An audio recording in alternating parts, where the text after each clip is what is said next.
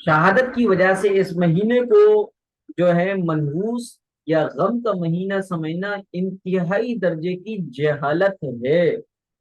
دنیا کے مال و دولت سے بہتر چیز اللہ کی رحمت اور مغفرت کا مستحق بن جانا، اور شہادت سے اللہ کی رحمت اور مغفرت کا مستحق بندہ بن جاتا ہے۔ بہترین رزق اور من پسند کی جگہ جنت میں ٹھکانہ ملتا ہے۔ انعام یافتہ لوگوں میں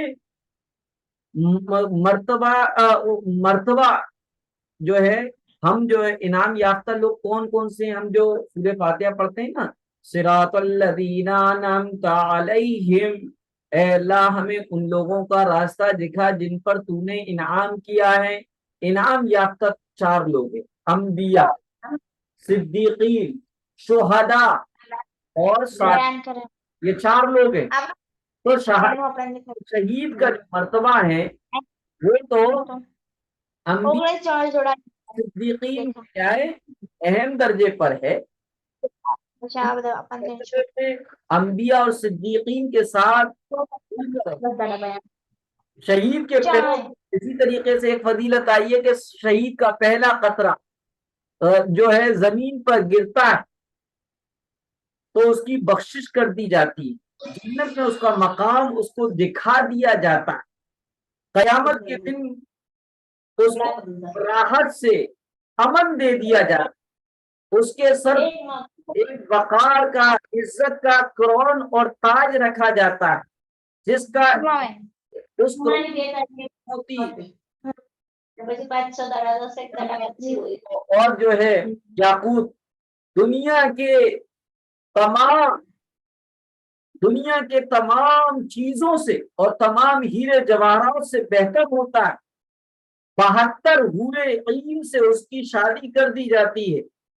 خون خشک ہونے سے پہلے اسے حور عین کی زیارت نصیب ہوتی ہے۔ قبر کے فتنے اور قیامت کے دن کی بے ہوشی سے اس کو نجات دے دی جاتی ہے۔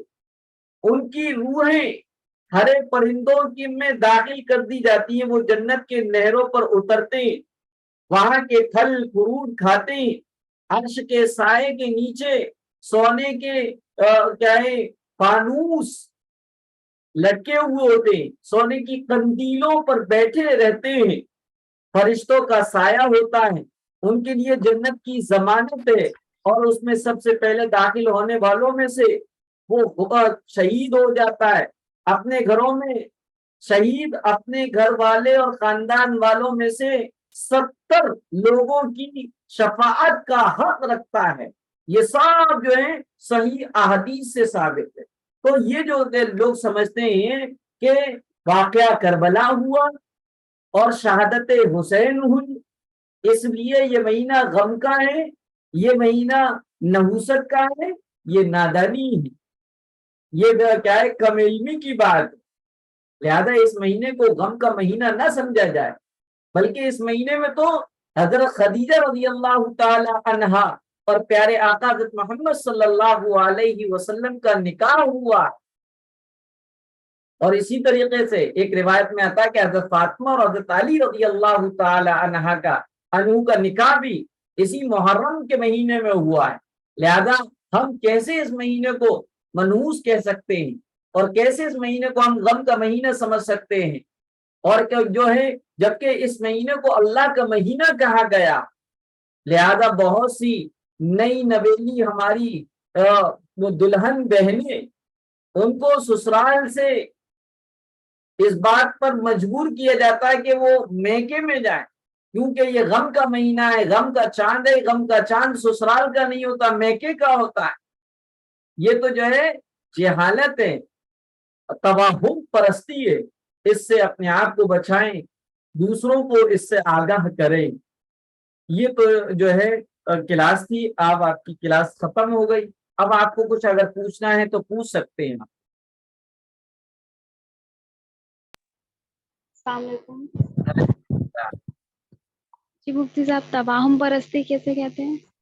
توہم پرستی جو وہم کو بنیاد بنایا جائے، اپنی سوچ کو، انجانے خوف کو جو ہے اس پر اس کو فالو کیا جائے. پرست کہتے ہیں کسی کو بن دیکھے اس کے پیچھے چل پڑے. جیسے فیشن پرستی ہے کہ فیشن چاہے وہ شریعت کے خلاف نہ ہو بس اس کو کہا جائے, اسے کہتے ہیں فیشن پرستی.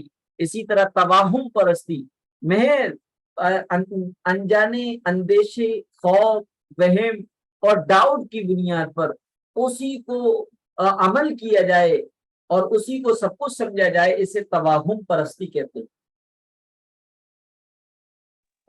جی شکریہ. جی وعلیکم السلام. وعلیکم السلام سائمہ. جی مجھ سے اب کل والا واقعہ سمجھ نہیں آیا تھا, آواز کٹ رہی تھی بہت. ایک تو کون سا والا واقعہ تھا؟ جی وہ عاشورہ کے ساتھ ایک اور روزہ رکھا جاتا ہے, وہ موسیٰ علیہ السلام کو مانتے تھے یہودی, یہ والا. اچھا اچھا, ہاں اس میں ایک کوشچن آنسر دیا تھا میں نے. کوشچن یہ ہوتا ہے کہ اگر محرم کا روزہ پہلے فرض تھا اور مکہ میں مکی زندگی میں پیارے آقا حضرت محمد صلی اللہ علیہ وسلم اور صحابہ اکرام رکھا کرتے تھے, تو پھر ہجرت کے بعد مدینے میں اللہ کے رسول صلی اللہ علیہ وسلم نے یہ کیوں پوچھا کہ بھائی یہ یہود و نصارہ کیوں روزہ رکھتے ہیں؟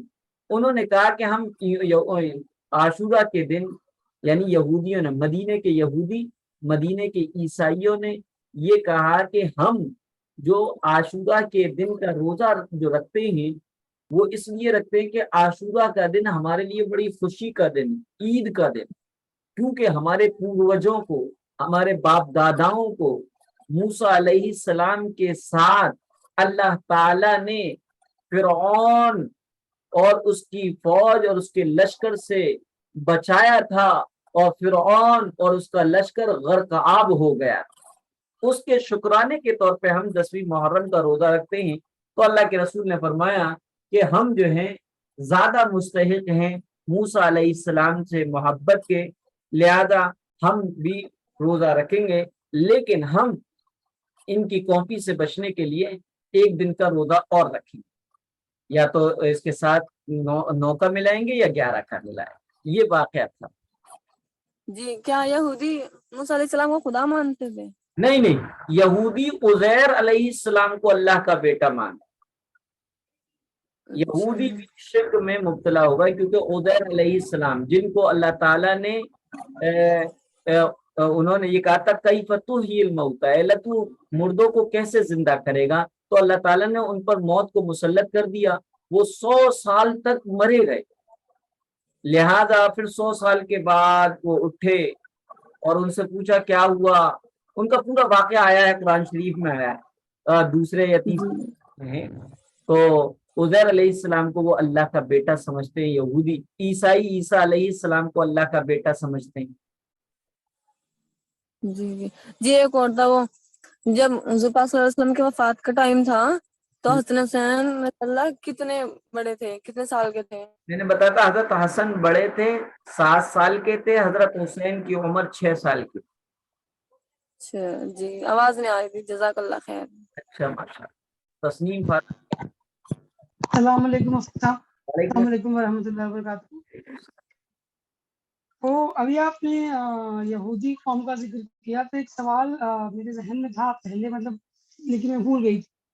میں نے یہ سنا ہے, یہ سوال میرا آپ کے اس سے ہٹ کے ہے تھوڑا, جی جی جی کہ ایک مسلمان کے لیے جائز ہے کہ وہ اہل کتاب سے نکاح کر سکتا ہے, جی جی جی لیکن جو آج کل اہل کتاب کی جو نوعیت ہے, جیسے عیسائی کو ہم اہل کتاب کہتے ہیں کیونکہ وہ بھی ان کے اوپر بھی نازل ہوئی تقرا, لیکن ظاہر سی بات ہے جو ان کا عقیدہ اور ہمارا عقیدہ وہ بالکل انٹراسٹ ہو جاتے ہیں, کیونکہ نعوذ باللہ وہ یہ مانتے ہیں کہ عیسیٰ علیہ السلام اللہ تعالیٰ کے بیٹے تھے. تو ایسی صورت میں کیا یہ جائز ہوگا؟ کیونکہ میرے جاننے والوں میں ایک کیس میں نے دیکھا ہے, اسی لیے میں پوچھنا چاہ رہی تھی. یہ تسنیم بہن, آپ نے جس وقت پڑھا ہے, جن کتابوں میں پڑھا ہے, وہ ان اہل کتاب کے بارے میں جو شرکیہ عقائد نہ رکھتے ہو. ہمارے دور میں, موجودہ دور میں جتنے بھی یہود و نصارہ ہیں, یہ سب شرک میں مبتلا ہو چکے ہیں.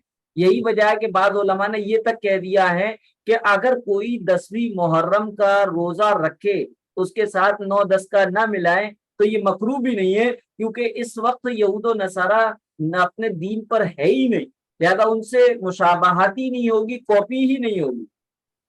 تو اسی طریقے سے نکاح کے سلسلے میں جو کتابوں میں لکھا ہے ان سے مراد وہ اہل کتاب ہے جو کسی طرح کے شرک میں مبتلا نہیں ہوئے بلکہ توحید جی پرست ہے۔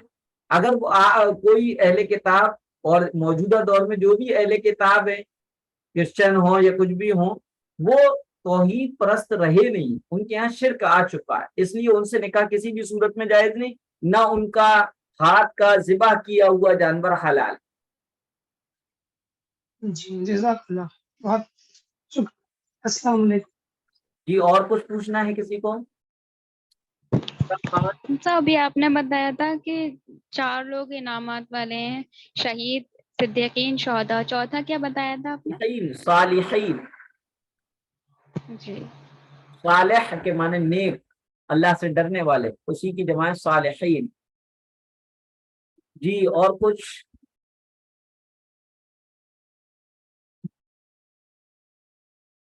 فریحین محین کچھ پوچھیں گے؟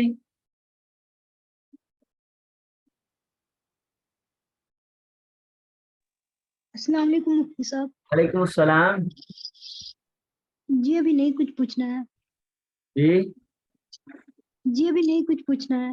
اچھا ٹھیک، السلام علیکم۔